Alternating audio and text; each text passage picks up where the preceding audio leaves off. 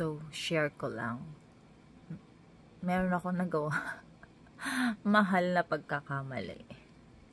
So, di ba bago lang ako dito. Then, first time kong nagka-plan. Sa Pinas, never naman ako nag-plan. So, dun sa plan, chinek ko yung anong kasama.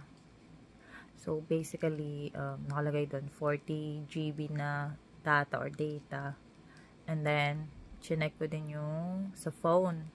So, text and call locally, unlimited daw.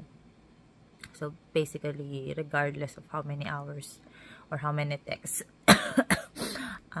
So, inclusive na siya dun sa, sa bill na $40. So, ngayon, may nakita ko doon nakalagay international. So, ang naka-indicate din is unlimited. So, ang lola mo, so sobrang curious or natuwa. So, inassume ko na yung international na yun. If tumawag ako ng Pinas, so, regardless of how many minutes, hindi mag-incur ng additional charges. Ang yabang ko pa. So, nung Friday, tinry ko siya. Naisipan kong tawagan yung best friend ko. Tinawagan ko siya, tapos sabi niya sa akin, bakit daw hindi sa IG na lang? Sabi ko, kasi nakalagay dito unlimited, so parang kung hindi ko gagamitin, sayang. So, hindi ko na ma-maximize yung plan ko.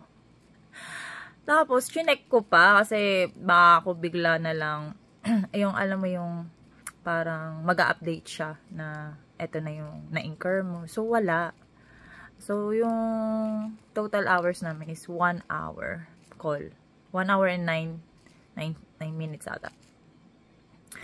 So, the next morning, ang aga nag-text sa akin ng Fido, or Fido, I don't know how to pronounce it, na yung bill ko is $189 and some cents.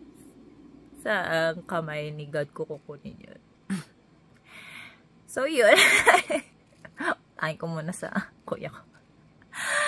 So, guys, ayun, yun lang naman. Diba? Laking kasyungahan. Nagmamaro. Tapos, nung nabasa ko yung text na yun, notification. So, that's the time when I realized na yung international pala na yun, punyeta, ay roaming pala. Hype na yun. So, yun, mahal na lesson learned. Mahal na sa akin yun kasi hindi pa ako nagtatrabaho, diba?